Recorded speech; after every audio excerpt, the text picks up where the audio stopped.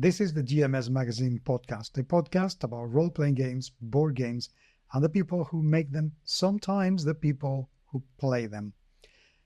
This is the RPG interview room, the room in which me, Paco Garcia, is lucky enough to get together with some of the best people in the world of role-playing games and ask them a ton of questions about their games, their dreams, what they do, what they don't, and how they do it.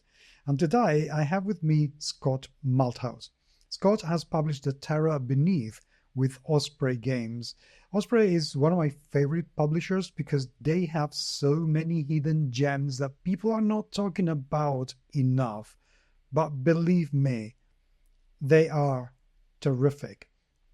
And The Terror Beneath sounds like yet another little gem that could be fantastic because this is a game all about horror, but in the folklore kind of world. This game is based on the works by Machen. And Machen was inspirational to people like Lovecraft.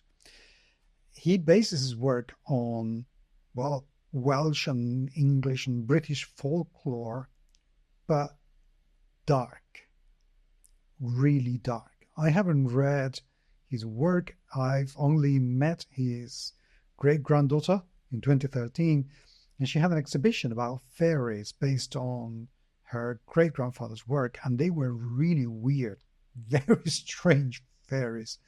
Absolutely fantastic artwork.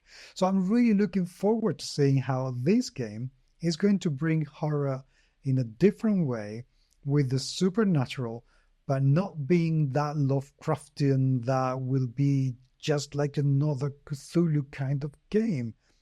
I want to know what Scott's done and also what he's done with the GUMSHOE system, which is the system that is being used to create this game. But I am not going to keep rambling because I could be talking about this kind of thing for ages. Let's straight away jump into the interview. Before that, please remember to subscribe to the channel. It really means a lot. Leave us a review. Just tell Spotify or Apple Podcast or whoever that you like us because it really helps a great deal. If you want to come to the podcast, please let me know. podcast@gmsmagazine.com is the email. Find me on Twitter, on Facebook as @GMSMagazine, and I will be there for you as soon as I possibly can. And spread the word. It truly means a lot. And now, yes, here is Scott Malthouse. Scott, welcome to the show. Really great having you around after having known you for so long. How are you, sir? I'm great, Paco. Thank you. Yeah, no, it's great. I've been watching GMS. In fact, I was watching GMS just the other night. There's great reviews, so I was going back to some old ones just to check my my lists and make my purchases. Thank you. Hopefully, very soon I will also be reviewing your book, which, thanks to Osprey, our tables are going to be blessed with The Terror Beneath, which sounds like, is that something that's going to bless anything? But yeah, I'm looking forward to seeing that because it does sound absolutely terrific. But tell me a little bit about, well, tell me first of all, what is The Terror Beneath? What should people know about it? Okay. So The Terror Beneath is, firstly, it's an investigative game, and it uses the GUMSHOE system, so from Pelgrane Press, which is it's an amazing system specifically for investigative role-playing games, so finding clues and things like that.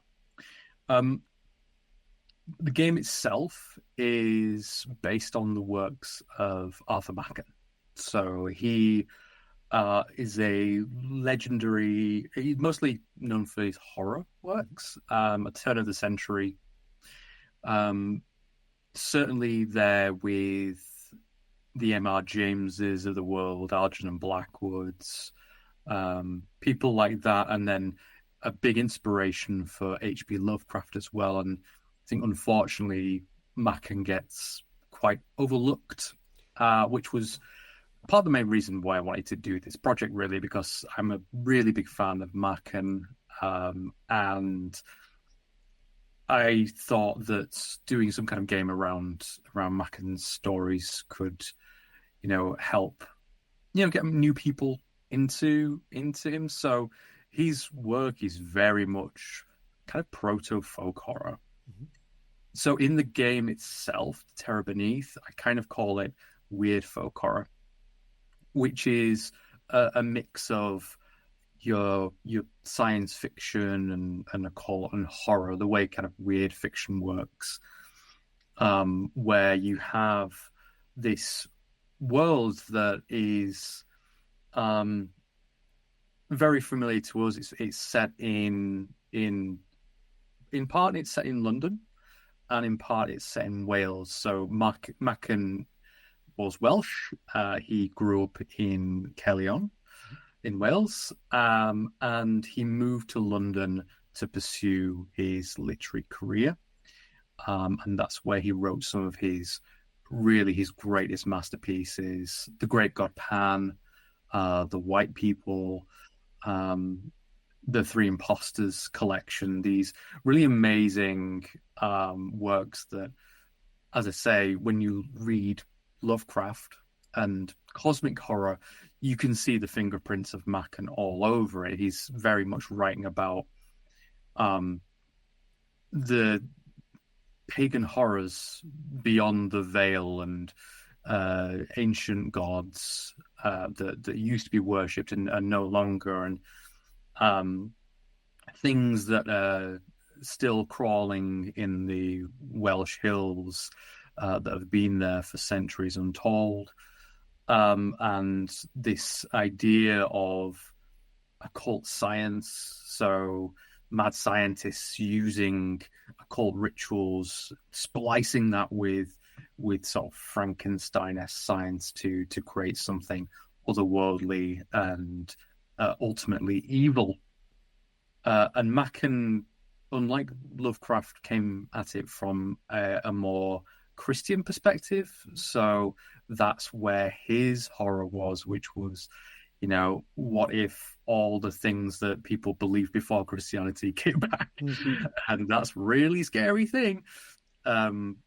So that is essentially what the Terror Beneath is about. I've taken a lot of liberties with the actual game and setting as well.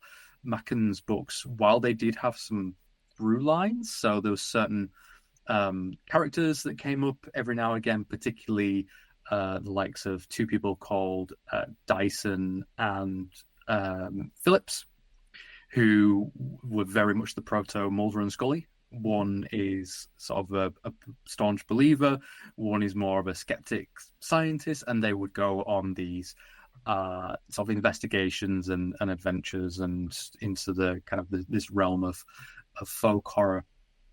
And what I thought would be interesting with the actual setting and the game itself is to, one, build that out more.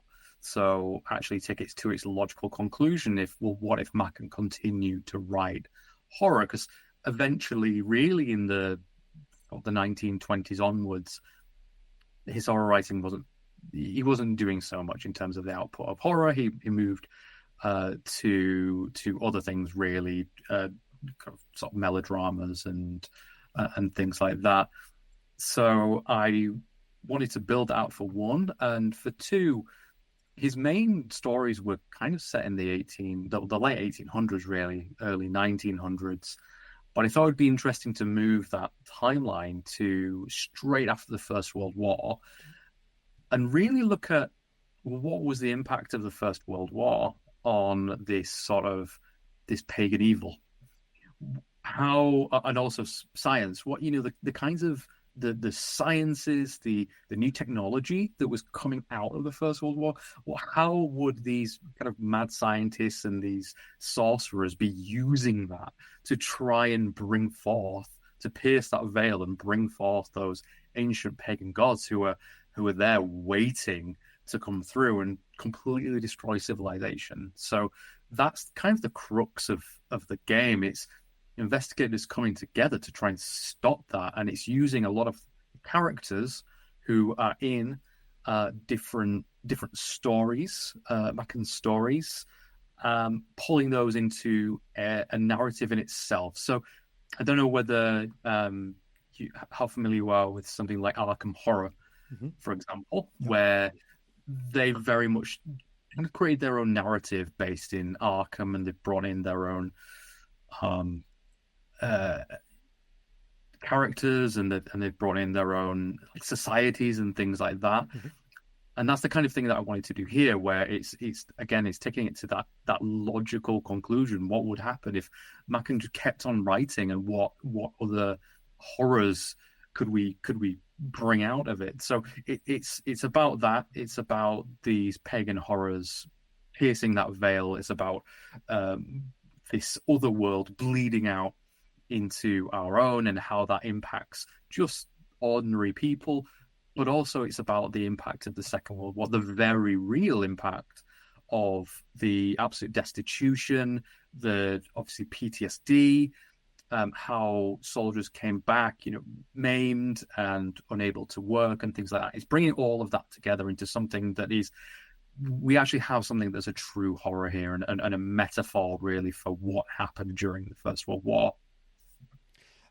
Okay, before we go deeper into what the game does and how, because I have a few questions about why and how the GUMSHOE system and how that it's going to be supported by and supporting the game.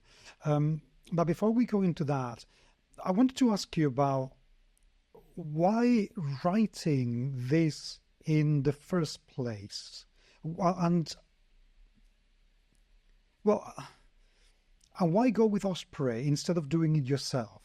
I mean, two questions in one, I know, but why with them? There's a couple of reasons for going with Osprey. One is I don't necessarily have the resources to create this, big quality book that, with all the amazing art that Brain Book Design have done, and putting it into a really nice kind of digest hardback that Osprey does, and then obviously put that around the world. I can't do that myself.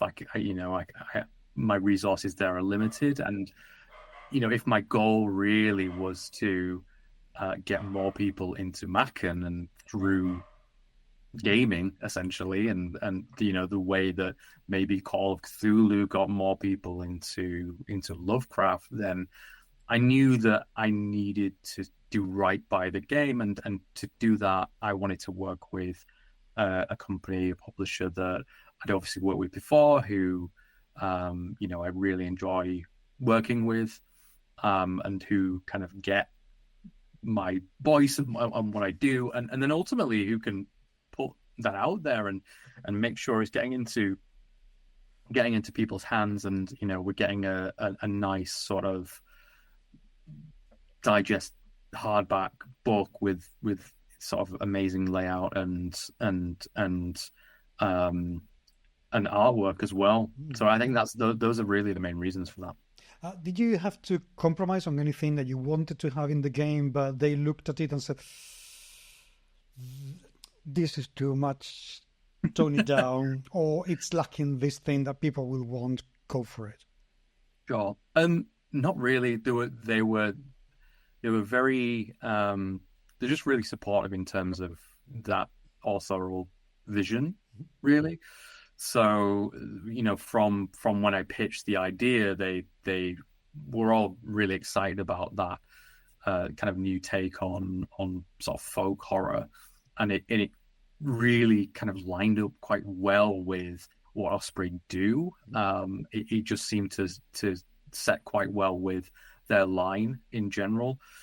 Generally, the editors that I work with there, or the main editor I work with, Phil, he's very much like, he's very trustworthy in terms of he is aware of sort of Machen and things like that. So I think he knows how he sort of saw how important some of the elements that I've put in there are and integral to the game. So yeah, there was definitely no point where I was they were pushing back, or I was trying to get something in, and we were sort of talking around that. It all just really came together, and I don't think there was anything that probably needed to be removed or ameliorated or anything like that. It was just a good solid process, really, as it was for Romance of the Perilous Land as well. There are always some suggestions, but I mean, on the whole, yeah, what I've got down there on paper is the vision that I kind of had going. I love that answer, and I was hoping that you would be saying something like that, because also with the fact that it means that working with them, obviously, they get the writer. But I love that also means that they are not putting their commercial interests on top of your artwork, your writing, your ideas. And for me, that respect for the authors is absolutely fantastic, because I know that other companies don't afford that luxury to a lot of the authors, and they very specifically bind and bound what they can or cannot say, or they can or cannot write. So I think it's brilliant that you can get to that level with trust with them. Exactly. I think it's everything. It's the whole process as well. So they're really keen on, getting your view on the artwork as well. I was getting sent samples and being asked, is this right? Does this look okay in terms of your vision? I put together a bit of an art brief. These are the kinds of things I would really like to see, and then it was up to, in this case, Brainbug to go and bring that to life, and they've done an amazing job. Really, when they sent through some of the samples, there was very, very little in terms of feedback that I gave. Probably a few little things, but just from the, they came to me and they said, okay, well, we're wanting to do this kind of style, and it's the kind of the British Library classics horror, where you've got these amazing covers that are almost kind of almost monochrome and are slightly dissolved and just look really creepy, and that was definitely one of the touchstones when it came to the artwork, and they were just really careful to match the kind of the setting and Machen's stories to the artwork, and I think they've done a really good job, and they did a good job as well with like those dark places as well, and they did the set, the artwork for that, and while they've taken a slightly different style here, anyone who picked up that book and enjoyed it, I think certainly will really dig the art in this as well. Excellent. Okay, to go on to the next part of the interview, because I have another two parts of this interview. One, I want to talk about the setting itself, but before that, I would like to go into the GUMSHOE system.